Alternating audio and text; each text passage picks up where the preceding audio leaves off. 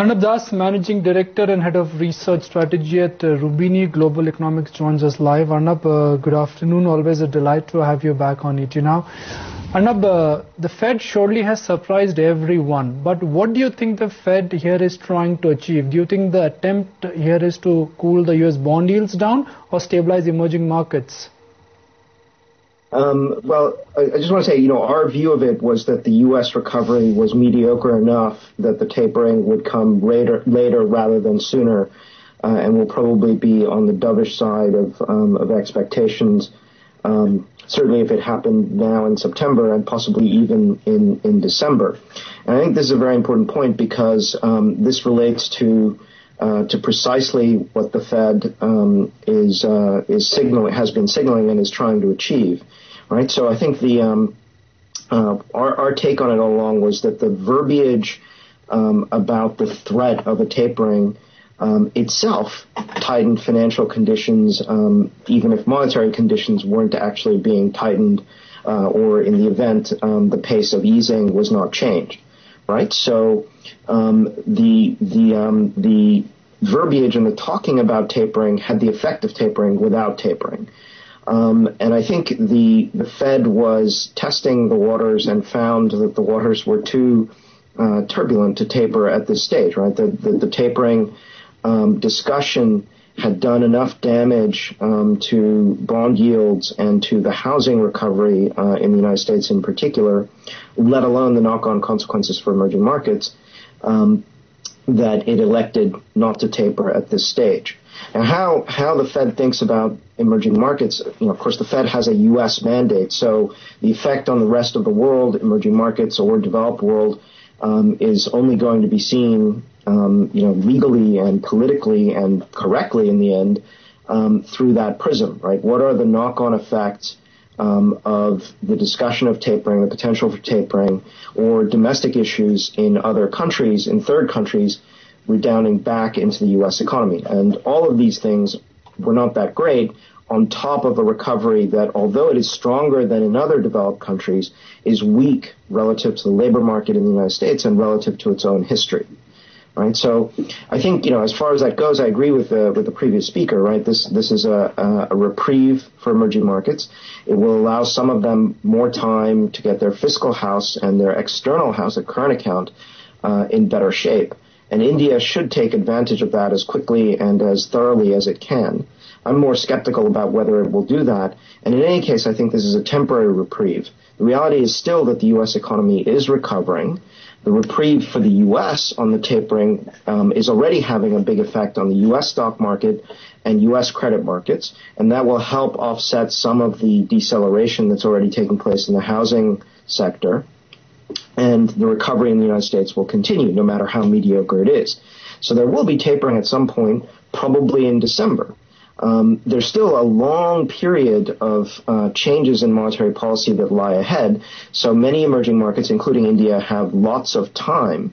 The question, I think, is whether the political will and the financial pressures and the economic pressures are strong enough to really take advantage of yet another reprieve. And I think the answer to that has to be that the jury is out. Fair point. Arnab, the Fed outcome has come in at a very crucial time for India. While global markets across the world are really cheering the move, and so is India. We're sitting at 4-month highs. But come tomorrow and we've got the first policy address by Raghuram Rajan. Do you think he will continue with the momentum and please the markets, as has been the case with Bernanke? Well, I think the advent of Raghuram Rajan has certainly helped to stabilize things, and now he has the wind in his sails from the Fed's monetary policy, right? So I think he'll benefit from this reprieve as well, and I'm sure he'll make the most of the current situation, and I think that's great, right? But I think one has to recognize that this is. The situation in India, as in many other emerging market countries, is only partly a monetary policy issue. As Rajan himself and others at the RBI and previous governor and many others have been clear about, this is not primarily in India and other emerging market countries that have an external financing vulnerability. This is not a monetary issue. It is primarily a fiscal and structural issue. And so it's really in the domain of politicians to fix. Monetary authorities can help smooth the path, but they can't change the underlying structural issues or the underlying imbalances directly, right?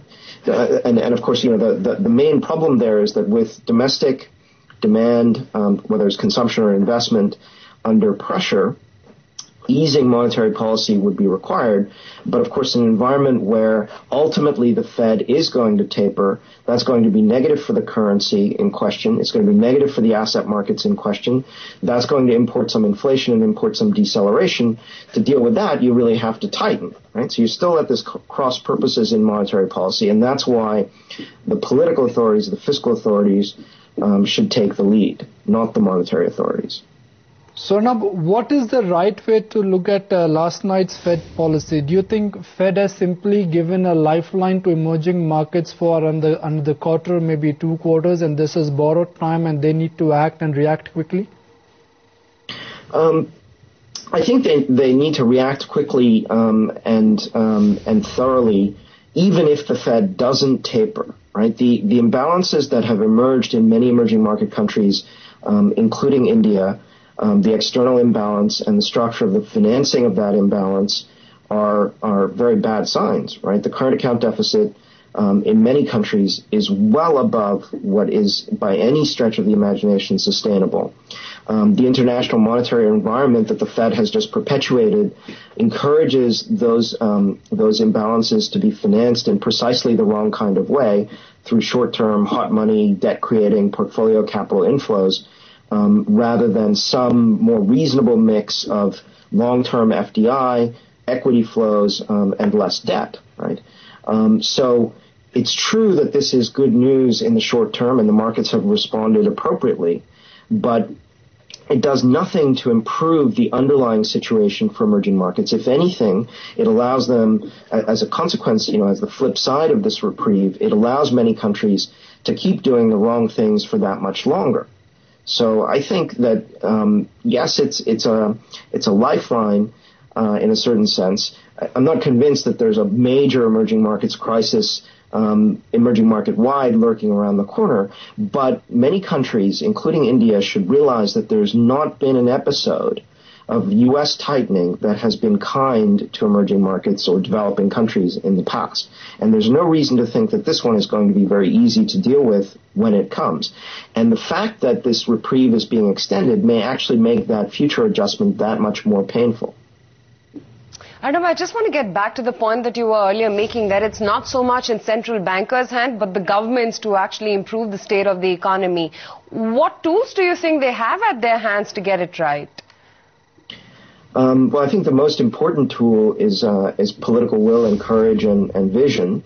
And of course, India in kind of a pre-election mode and with complex coalition politics, that's of course naturally constrained.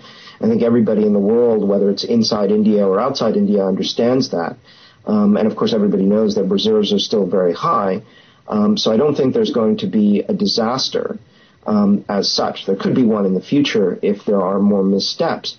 But what needs to happen is the government needs to keep signaling that it's going to move in the right direction and try to optimize under the political constraints, right? How many times have we seen even highly credible developed world governments that seem to know, what they're supposed to be doing, what they should be doing under the circumstances, since the financial crisis, manage by the seat of their pants and try to optimize on the fly, right? That's what the United States did in dealing with the global financial crisis. It's component of it. That's what the Eurozone did, right? Actually, very bad management, lots of trial and error, trying to figure out the right way politically forward, in order to do the right thing economically, and financially.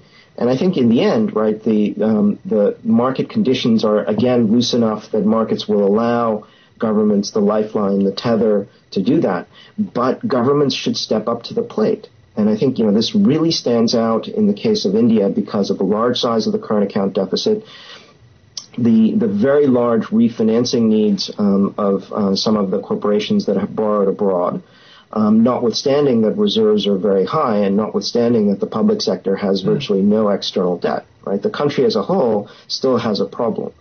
Right, Arnab. Appreciate your time and thank you for insights.